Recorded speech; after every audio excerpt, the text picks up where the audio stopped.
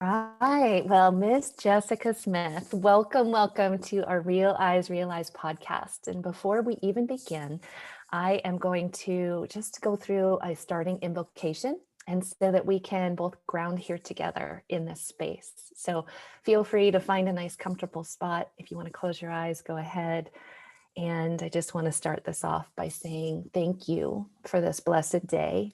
We are so grateful to be alive and to be seeking the truth that reveals itself in the eyes of this beautiful beholder today.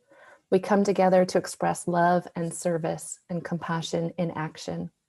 We feel everyone has something special to share in this world, and we are so grateful for Jessica Smith to be with us today to share her story and the sparks that inspired her actions in creating ripple effects, actualizing love in this world.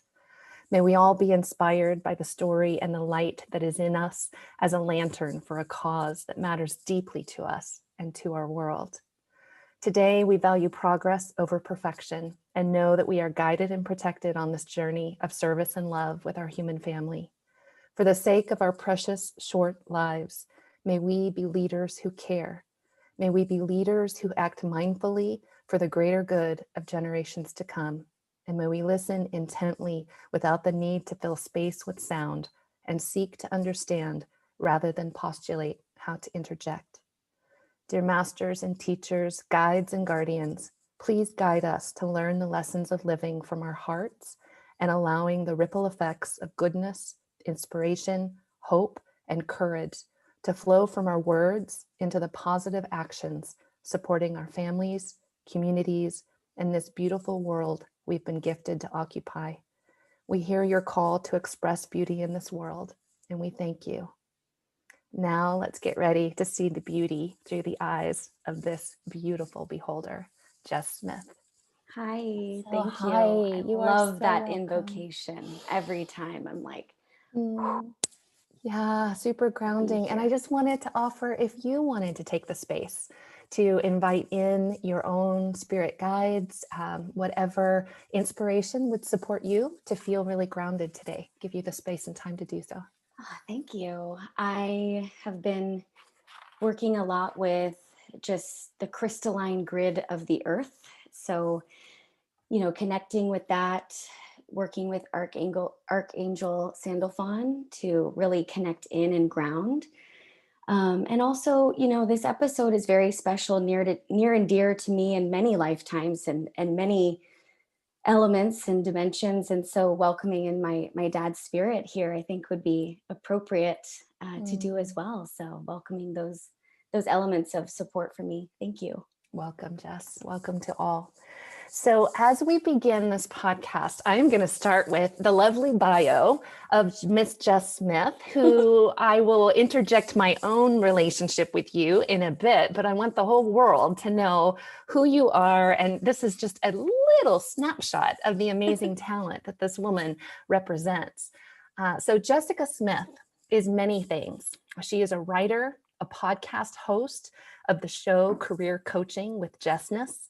She's a career coach and a public speaker, and she's based in Modesto, California.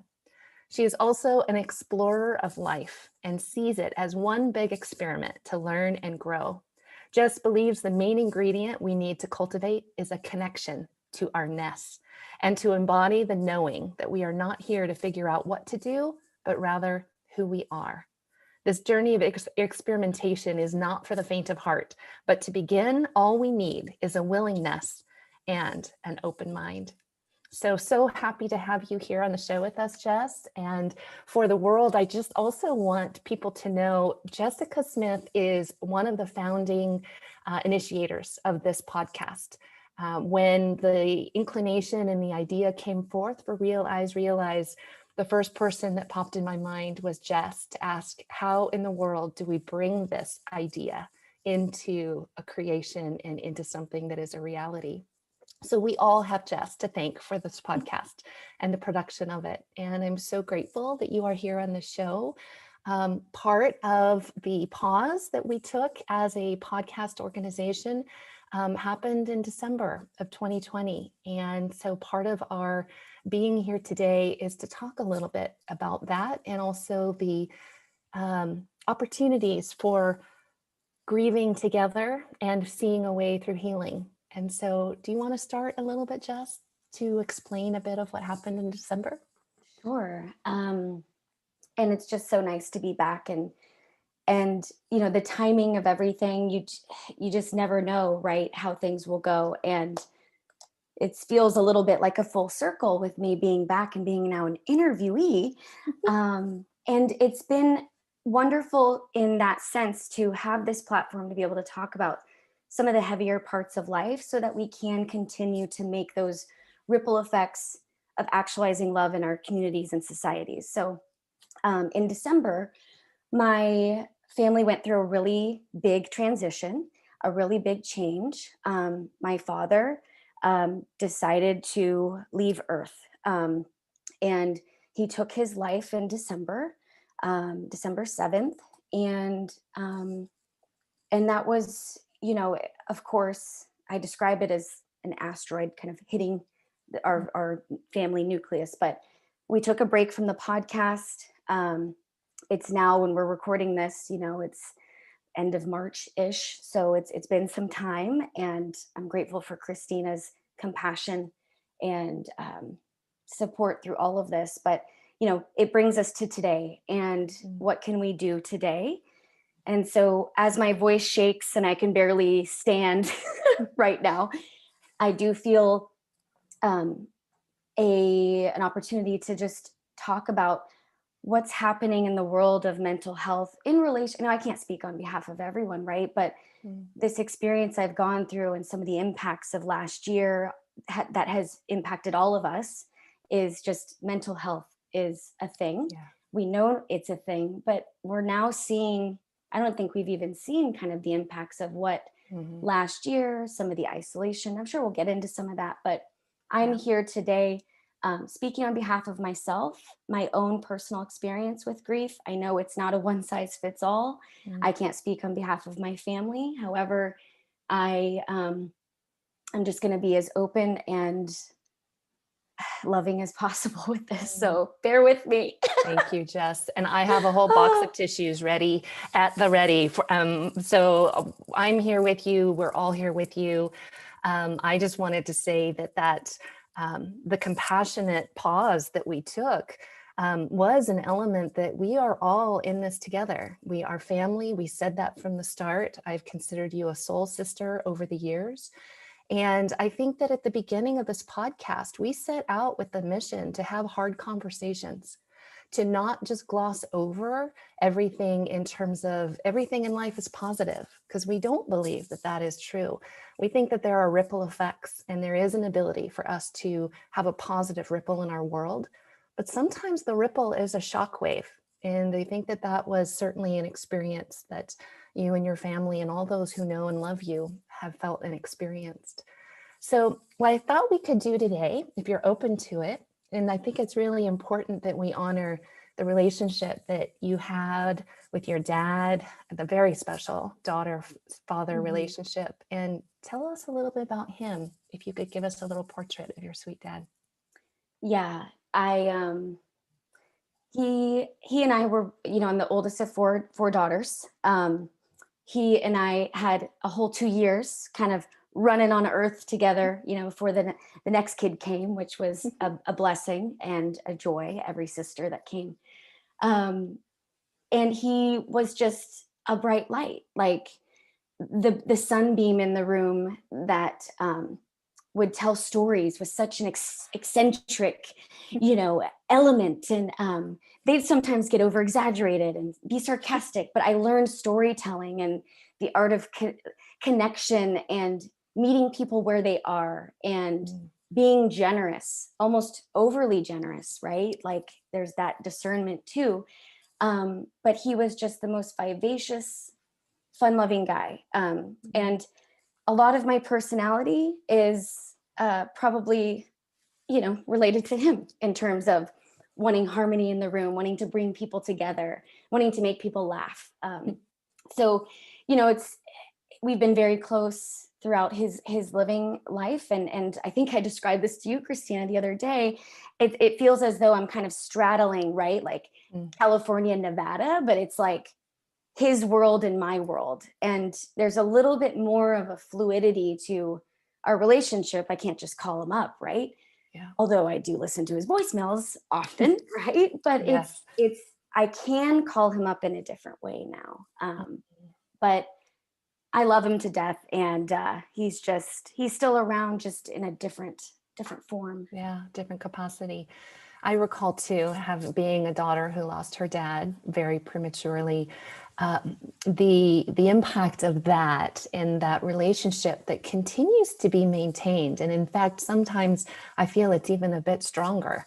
The ability to call upon them because they're in your heart and they live in your heart, and that I find continues to grow. But I also know it hasn't been easy over the past 90 days, and so when you think about the ripple effect that this has had on you and your family, I'm just curious how you would describe that and how you feel you've been doing now 3 months after, and what has maybe been even helpful for you in this grieving process. Yeah, it's so hard to put into words sometimes, but if, as a writer and one that figures out how she feels through writing it out, Yes. I have thought about it a lot. And, the first month, I feel like I went through kind of different phases, and, the feeling, it's the ultimate rug pulled out from under you moment. It's the ultimate shock, and the asteroid kind of hit like a natural disaster, where there's just a bunch, there's a mess, there's a time of sorting, there's a time of, the first kind of 30 days was very much rallied around how do we honor our dad's life, how do we celebrate him, and bring people together. And people really did come out of the woodwork, like community everywhere, which was wonderful. But it was just a shocker, roles, there's a huge gaping gap of not only emotional support, but like what he brought to the table to our family. Yeah. And that element all of a sudden just being gone and being reminded, almost not even, it's hard to wrap my human head around forever. We say it for all the time. Oh, I'll love you forever. Or like, oh yeah, like forever this, whatever. But the forever in this feeling of impermanence and just instantly feeling like, oh, my humanhood. It's just a big ball of wire that you got to unravel. Exactly. Yeah. And what have you found in that unraveling, or even and I'm sure at some points it has felt like an unraveling, an emotional unraveling. Yeah. Oh yeah. I can imagine.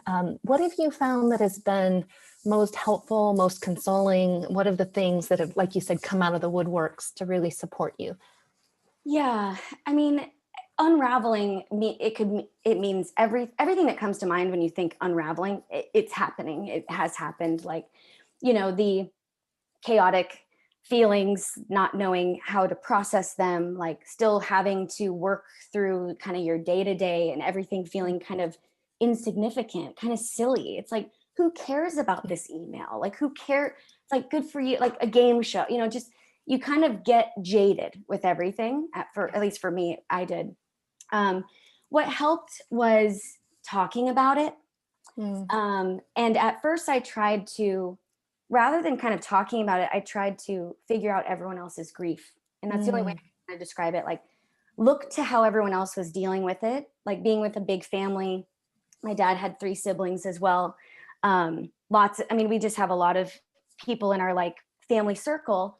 And so I was just kind of watching everyone to kind of like, well, how do you do this? And then I tried to support people by fitting into what their grief looked like. And it just, you'll hit a wall really quickly with all of that. So what's helpful is first, not trying to figure out other people's grief. There's nothing to figure out. It's just to distract yourself. Like, and we're good at that as humans. I think it's like, well, if I can just get the book on this, and read it, I'll feel better. And part of that, I think half of it is that. Part of it is I needed distractions. I needed stuff just to zone the F out and be gone, right? And then I needed activities, tangible stuff. So like And I really have tapped into like my childhoodness, like when I was a little Jessness, right? Like what did I do? Like playing with chalk, coloring, tangible things that take me away from the 2D screen and feeling my physicalness, like reminding myself that I'm alive and here and I can create, you know?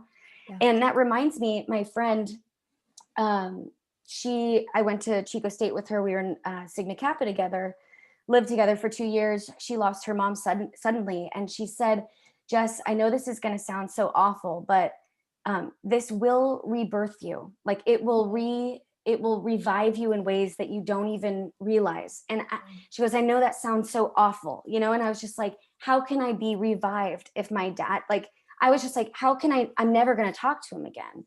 Yeah. But I think, you know, I'm keeping that in the back of my head, because in times of great distress, you just need someone to hold the space that says like, this, you can get through this. Yes. And it being, you know, it's like, you're going to hear that from some people. It's going to annoy the hell out of you. And then you're going to hear it from people and it's going to resonate. Just take what resonates, leave the rest. But that's been there's been a couple little North Stars in the back of my mind that has helped carry me. And that's one of them. And just the ability to, and having that play out like a life experiment. What does my friend mean when she says that? Okay, through chalk. Oh, it's embroidered. It's like, it's this reviving of living, reminding yourself that you're living, you're here. And you want to do it in honor of that person more, you know, like that's a big part of it, I think. That's beautiful. You know, it's interesting. I have a sister-in-law who's expecting a baby any week now. And I think, you know what, they don't give you a manual when you bring a life into this world. And they certainly don't give you one when one leaves this world. No. Those are the biggest transitions, right? In our lives, life and death. And nobody tells us a blueprint of how to get through them. Right. So as we face, especially something as shocking as a very early departure from your dad, I'm curious, because suicide is such a difficult thing, so difficult. Is there anything that you have as wisdom that you or your family have gained through this in terms of, you know, anything along the way that has helped you and supported you in your own grieving? Yeah, I'm no expert, but like lived experience, I'm starting to realize you don't need to read a book to live an experience and then have a resonant, personal, vivacious lesson that comes of it. You know what I mean? And I think it's like, that's also, okay. You're living it, you're doing it, Jess. You're like, you waking up every day and like doing things is doing it. So, you know, it's like, there's two sides. There's so many perspectives that I look at it from. Like, there's the me, that's the daughter of my dad, that's having a grieving experience. There's the oldest kid having an experience. That's something, I don't know. There's something there. The role, birth order, it always comes into play. It always comes into play. And then there's like my soul, my Jessness, having an experience with it. And it's like all aspects of me are interacting with this experience, this grieving process different. And so looking at it from a couple different standpoints, it's like the human part is we need to be talking about how we're feeling. We need to have discernment for what we're taking into our atmosphere, into our aura, into our mind. We get to decide what we're taking in, and that then impacts how we're going to treat ourselves and all of that. Like, and if you're like, no, I can scroll Instagram for 3 hours a day and it not impact me. Okay, sure. Try it for a week without it and see how your choices are changed, all of that. So there's that human, very hard, just kind of 3D, you know, just hard and fast kind of, I need to be talking about it, and I'm responsible for what I take in. And if people ask me, hey, how are you? And I say, I'm good. In order to be in a trustworthy relationship with anybody, I need to be telling the truth. And if I'm not good, I need to say I'm not good, even if I don't have the solution. And even if that other person, if you don't know the other person has the bandwidth, let's throw that out the window. Like, we need to be saying, even if it's like, and half the time it's like, I hear you just got to get it out of your mouth. Right. Yes. So it's like, there's that. There's also like the spiritual side of it that I see in terms of just honoring the death and birth life cycles. Like every single living thing on earth we go through cycles all the time. Women, we go through it monthly. Fun. Okay. Joy. Seasons 4 times a year. Like it's ingrained in everything that we live, but we don't talk about it. It's like the talking about it. And so to answer your question, I guess it's, talking about it with people that you trust. And then also, and whether that means a therapist or a friend, whatever. Yeah. But then the second part is just looking in nature for where the life cycles happen. That has brought me great comfort. Like I have this tree in my backyard. I think it's called a butterfly tree. I can't find the name. I've done a ton of research. I've downloaded like 10 apps. Anyway, it's this tree. It goes through, I live in California, so it goes through all 4 seasons. And right now it is like, it's shaped like a little hair bob. It's so cute. But it was like totally just brown and, no leaves, nothing all winter. And it's budding now. There can't be a rebirth without a death. And so it can be, that is floating around constantly. And so it's like just not being so gripped to the permanence of things, because it's just a mirage. Yeah, so beautifully said. Well, I think about, you mentioned impermanence early on, and that's kind of like the only thing that we can depend on, is that things are not going to last forever. And so how do we start to foster a relationship with that, knowing that, like you said, it's part of the cycles and part of the patterns. It's a natural cycle. It's going to happen 100% to everybody. Yep. And at the same time, how we deal with it matters as well, that we don't shove things under the rug. I remember in our intake call, it was a quote that I wrote down. I thought it was so brilliant. It is life or death if you don't speak up. And so when you were talking through that and thinking about that, can you say a little bit more about that to you? Yeah, I think it's something that's coming out of my mouth more often. And oftentimes, like I said earlier, it's like until I am in a safe place that I'm being invited into the convo, it's like, and that quote has come out a few times on different podcasts. And it's just this idea that if you're not talking to someone today, asking for help, raising your hand, is helping you create, kind of understand what your point of reference is. Because right now too, in this virtual setting, I think all of us, it's so easy just to kind of lose our point of reference and think we're either way bad at this or way great at it, or my relationship is just up in arms, or it's no, that's fine. That's how a relationship is, because we're looking online. There's this exacerbated impact of having everything online.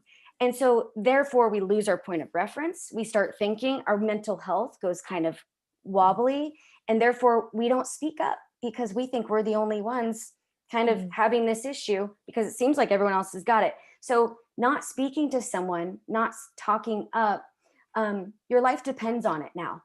Yeah. Like we've gotten to that stage where it's really, really important that when someone asks, how are you, you tell the truth.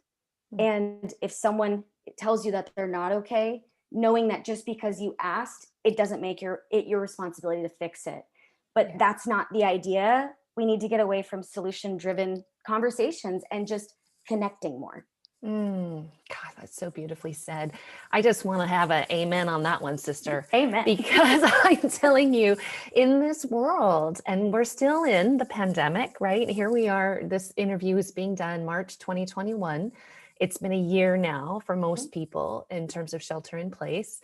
And we're not out of it yet, although there is hope around the corner with vaccines.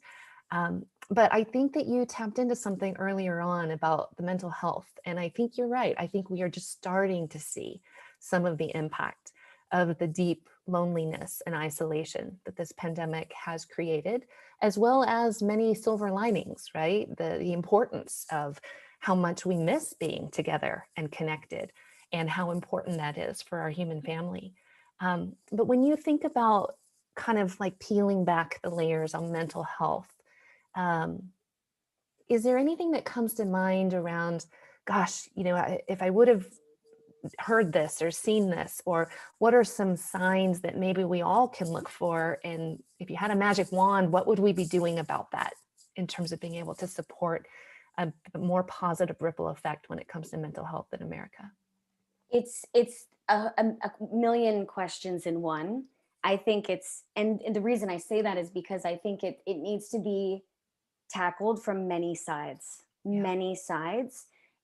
First looking at, is everything we're doing at work efficient? It's just like, it can be as basic and logistical as that. Mm-hmm. And it can also be as esoteric as, okay, so it has been good. Like you said, the silver line, it has been good in a way that we've slowed down. Mm-hmm. Slown, it's not a word, it is now. That we've slowed down. It's a nest word. It's a nest word. It's part of the necessary vocabulary. Yeah. So it's like we've slowed down enough to realize, like, are we all that extroverted as we think we are? No, we're not. We need more alone time. So and we've had more family time. But here's the thing. It's like, not everyone's family time is supportive and loving and safe. So then we have that polarity that's happening at home. We're realizing we've been moving too fast. We need to slow down, and we need to go more inward and have that relationship at home and cultivate our home life before we go out into the world.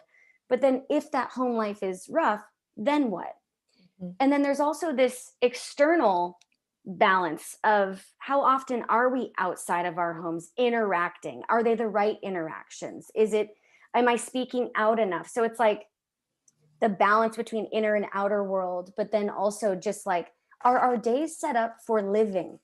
Or are they, how are they set up? And I think a lot of people have gone through this kind of thing where, that's why home improvements through the roof, because they're like, why not?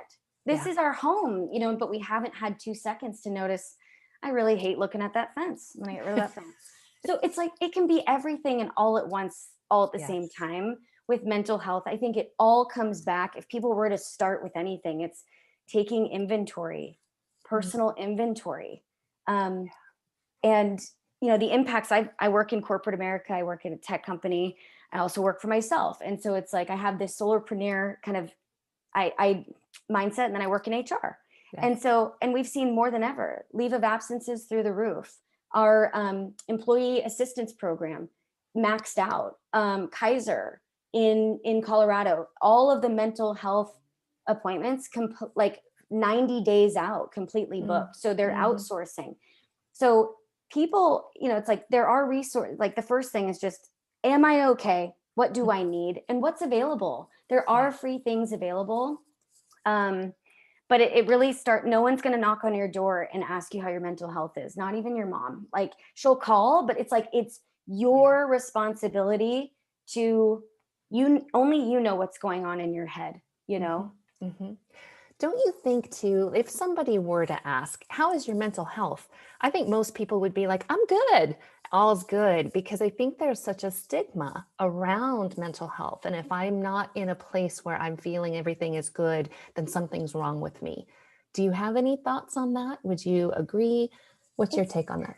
It's an interesting thing, because I feel like people are so thirsty, so hungry to talk about mental health, mental well-being, what they're doing for wellness, but only in a setting where it's like, this is a wellness webinar, like we're all talking about health. We need to start integrating all of that into our literal, like in the beginning of the pandemic, I don't know if you remember, people would ask, hey, how are you at the beginning of meetings? And you'd take 10 minutes to literally talk about just the life mundane stuff, and everyone, cool. Then you move on. That kind of phased out because everyone's like, let's just bing, bang, boom. Let's just get the order in. And everyone's so sick of Zoom. No offense, Zoom, or just online. But it's like, then that was happening. So it's like the empathy is kind of drizzled out, I think, over the last year. So now it's like, okay, so we're a year out. We still have the same situation happening. People's mental health and wellness vitality is lower than ever. And the empathy is now gone with asking how we are and all of that. It's just, but I think people are open about it, especially these younger generations. Like, it's cool to talk about mental health. It's cool, but there's this, not at work, it's polarized and segmented. Yes. And also like segmented within segments, because we have a wellness program at work, But if my boss were like, hey, how you doing today? I can't be like, I cried all morning. You know, it's like I could, but I want to get through the day, get through the meeting. So there has to either one be, we need to slow down even more so that there still is room for empathy within conversation. So there's room to talk about our feelings, not just in a wellness webinar, but in the day-to-day. You know what that brings up too is you mentioned at the beginning how important it is to speak out. I also find it is important to be able to sit and listen. And that is a beautiful skill to be able to, and I think you mentioned early on, just to have the space, to feel the safe space, to be able to say, you know what? Yeah, like I cried all morning. I'm trying to pick myself up, but it hasn't been a great day. And that's okay. So thank you I feel like you've just given permission for people to be able to be super real. And that I think is the biggest gift of all. Amazing.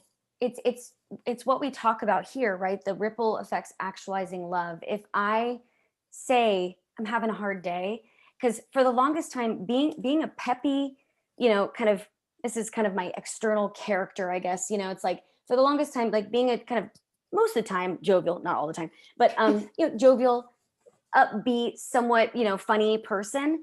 If I was quiet that day, everyone would notice, and it would bother me. So I put on this front. And this is another thing I've learned in this situation is enough with the fronts. We can't be surprised by, if you come to a party and you're in a bad mood, it's okay. Be authentic, be human. And at the first I started explaining why I was like, God, this is exhausting. Here I am explaining why I'm in a bad mood to everyone. But then I just started saying, I'm just feeling human today. And now my boss knows that that's what I say. And it's like, and now other people are saying, it's like, I'm just feeling it. And it's not invasive with people's privacy. We don't, the point is we don't need to spill our guts. There's going to be a comfort level that each of us have with the amount of people we share with the details and all of that. I'm not saying get on the mic and, start a podcast and, tell your feelings. Spill your guts. Spill your guts. That'd be a great show title, Spill Your Guts. But yeah, it starts with just getting more comfortable with yourself. Yes. Yeah. And I think too, like you say, there's going to be a different level of sharing, oftentimes based on the level of trust you have. And that happens over time, building that relationship. And so, but I do love the point that you made that, like, for example, in the workplace, oftentimes we want to get right to the point. We want to talk about results and we want to talk about what needs to be done. And we get into this execution strategy. And sometimes I find, being a coach myself, people start to feel like a commodity, like that they don't matter as much. So that level of empathy to really check in and to really care about the other person, I think is a beautiful way to build trust. And we know in organizations, when you have a foundation of trust, it allows us to get even into conflict-oriented situations or challenges and do better because we can be more honest with each other. Yeah. So thank you for that reminder. One of the things that we oftentimes ask in these podcasts, and I think it's appropriate here, that we often say that when struggle happens, that is also the opening for magic. And you mentioned a little bit of some things that have happened for you that maybe feel like a silver lining or a sense of new hope. Is there anything that you could reflect upon for us today about what you're looking forward to? I think, grief is interesting because it's like you could be walking along on the street and then like just all of a sudden just it hits you, right? And then you're just sad about the future and him not being there and all of this stuff. And then other times, I'll hear his voice in the back of my head and I'll just giggle because I'm like, oh, that was so you. Or like a song will come on at Home Depot that's like not even a radio song. And I'm like, huh? But the silver linings are, I love feeling him everywhere. I love knowing that I can tap into, his essence. And that's the other thing I wanted to mention too. You mentioned earlier, sometimes the connection feels stronger after. And I think my theory with that is because their essence, it's pure essence of them. All of the worry, the stress, kind of the earthly lessons that we are graced with, they're not there. They're so it's just like just their essence. So I think that's kind of cool. I But the love that. silver linings have been, my sisters and I are closer than ever. My mom and I are closer than ever. My grandma, we're a tough set of women. Women, gender neutral as well. We've got it all. And seeing my dad in each of them has been so cool. And I joke with my youngest sister. Now I'm realizing we're a lot alike. And that's why we butt heads, right? We were all kind of like, all three of us were kind of the funny ones of the group. So I totally makes sense now. At first I was just like, she's the youngest, what the heck, get out. But seeing him, he shines so brightly out of all of these people. But yeah, I mean, they're still unfolding. And it's as simple as I'm trying to find the silver linings in the day-to-day, just like I'm noticing, it's going to make me sound, who knows, who cares? I'm noticing birds now, there's been a lot of work I've done with my yard, with plants, also supporting that outlook of cycles. Things come and go, and it's part of the rebirth of everything. But I feel like I've been more present for the signs, just because it's, if you're not, in alignment with yourself, or at least having the willingness to do so, you're going to miss some of those special things. Because this is the last thing I'll say too about it, because I think it's important. The people who have passed over, they are always next to us. They're always right there, but they need permission to come through. So we need to talk to them, ask them, come into my dreams, talk to me, give me advice, write a letter to them and write back and see what comes through. We can penetrate, it's almost like it's one-way call out, and they can communicate, but we have to welcome it and state that. Yeah. And don't you find sometimes it is just taking the time to maybe just sit down and to ask the question, and then to wait to receive? And then all of a sudden, like you said, it may be a song that comes on the radio and it was exactly the words that you needed to hear in that moment, or the knowledge that spirit, that essence is very close to you. And I think once you put the call out, not only do they come, but then they bring all their recruits. So I don't know about you, but you probably find that there are many, many essences that are supporting you in these days. I'll tell you a quick funny story. My sister here in December, Christmas time, my dad was notorious for taking us to concerts, like girl dad. We didn't go, hunting. We didn't go camping. We didn't go snowshoeing. It's like, concerts were the thing. So we have he'd always get us a t-shirt. So NSYNC, my sister, Kelsey, my second sis, was wearing this NSYNC concert t-shirt that we got to Rite Aid over the holiday. And of course, it's just this bizarre feeling because it's the holidays, like, have a holly jolly, and you're just like, oh, shut up. Exactly. This sucks. Like, this sucks. Like, I don't want a poinsettia. They never live, It's like, okay, so you're walking it. So she's walking in, it's like total Christmas music starts playing NSYNC. Of course. Out of in December, and then went back to the Christmas music after. It's just little things like that. We were all cracking up. So it's like, we're like, okay, another really strange thing. We were playing this game, Cards Against Humanity, and my sister had got us all lockets with Dad's photo in it for Christmas.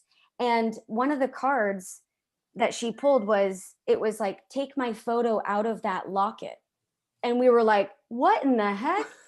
I'm like, he would want us to take his photo out. He doesn't want to he's like, stop, no photos, stuff like that. So I'm like, oh my gosh. So they're everywhere. Yeah.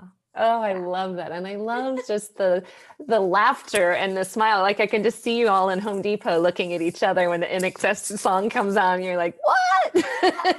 That's when the synchronicities of life and starting to just feel that connection. Yeah. Well, as we close, I want to just offer up this time too. I think I heard that you're working on book number 2. Is that about right? Would you like to tell us a little bit something about that? Sure.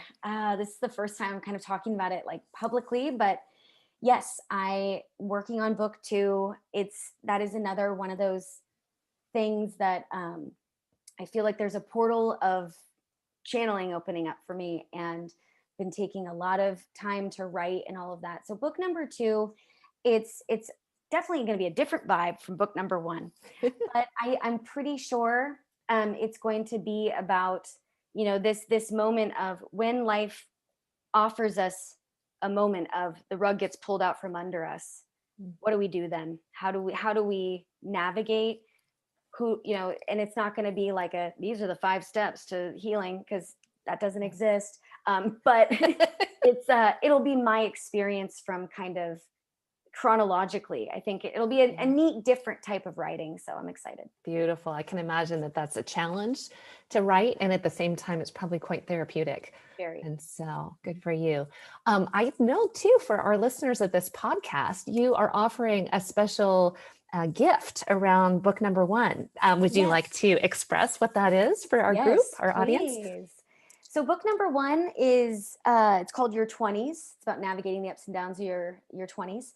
And I'd like to offer a special signed copy for any listener with no expiration date.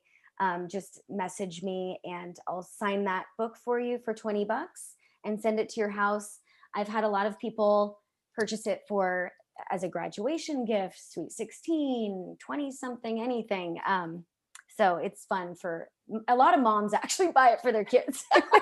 It's fantastic. Well, I have to say, here I am in my 5th decade and I loved the book. Loved it, because I think there's lessons no matter what age you are. But I think generationally, when we're trying to figure out who we are and start to make our mark in maybe the corporate world or whatever our occupation may be, those are some tough years. And so I think you just did such a great job of coining the challenges and then how to find your inner nest.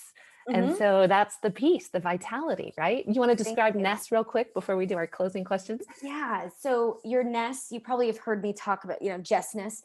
Nest is the voice. It means the embodiment of your soul. So it's really fun. You can add nest to the back of your name. And then you've got your own vocab word for your inner voice of wisdom, that soul voice. And Christina, I think you're quoted in the book. In the back, there's a really fun section, because the whole essence of the book is there is no right way to grow up. And so I interviewed people from all over the world, of all ages, reflecting back on their 20s. And it just goes to show that there isn't one path, and everyone learns different things at different times. So if you're feeling like, oh, I'm all alone, grab the book. And it's fabulous. I completely support anybody who wants to pick this up. It's such a quick read too. So one thing that we love to do, and I want to go ahead and kind of close this podcast with some of our collective questions. But before I do, I just wanted to ask if there was anything else you wanted to offer based on the conversation that we just had around, the gifts. Thank you for sharing so much from your heart. But I just wanted to make sure that we were able to wrap that up in a way that you feel good about. No, I feel complete with it. Yeah. I've prayed a lot, meditated a lot before this show, and just really wanted to express, my humbleness and just, I don't know, represent myself in a way that's in a really chaotic, kind of murky experience, clearly. So hopefully that was helpful, but thank you for the platform. And I would just like to offer, if you've lost somebody, if you are going through a grieving, moment, there are a couple books that have really helped me. Feel free to reach out. I can recommend some books. Great. But don't forget to talk. I think what we'll also do, and I just want to highlight on our collective resource hub, if you send me a direct links of anything that you found helpful, I will put that together and we'll post it on our resource hub so that everybody will have access to the books that have been really valuable, maybe any podcasts. I also have a link to even the mental health report for the recent one that came out. So I think that kind of information would be really helpful. Perfect. I'll do that. Yeah. Okay, cool. So now we're going to end with our collective questions, which, as you know, because we helped to create these together, we like to ask these of all of our guests as a way to just kind of wrap up the show. So first question is, what are you currently reading or watching, if anything? I'm reading Nonviolent Communication Marshall Rosenberg. Mm-hmm. And it's a book, another one by, it's like of grief. It's one of my recommendations. It's not on my desk right now. I believe it's by Martin Prittell, and it's about something like of grief and praise. I can send you the link. Send the link. Okay, we'll put that on the thing. Yeah. Awesome. How about if you could eat dinner and engage in dialogue with anyone, past or present, who would it be? Oh, come on, my dad. I know. Can you tell us what his name is? I don't know if we even mentioned Jess Smith. Yes, it would be the best dinner ever, and I would make sure we'd go someplace really, really slow. I love that. I love that. Are there any practices that you are doing right now to help remind yourself to show up in this world in the way that you choose to, in terms of being alive? Dancing. I have a wonderful playlist, and it's called Ecstaticness Dance. I love it. And is that on Spotify? Can you share it with our listeners too? Heck yes. Okay, yes. We'll put that in the show notes. It's there's tribal music, but what I'm finding is like I've been doing jump rope and things, just like we hold so much everywhere energetically. And so letting out noises and dancing like with loud music has been wonderful. I love it. Good somatic release. I love it. And then just to kind of close our show, what are you grateful for today, Miss Jess? I'm grateful for the opportunity to be here and just, I mean, it's just wonderful that we have freedom of speech in order to share openly and not be fearful of what we're sharing. And I'm thankful that I get to offer this up as hopefully a look inside what the first 90 days of grief may look like, some silver linings. It may, part of what I said may piss you off. It's all part of the process. Just hang in there. Awesome. Well, thank you, Jess, for being here. Love you, sister, in so many ways. And I'm going to stop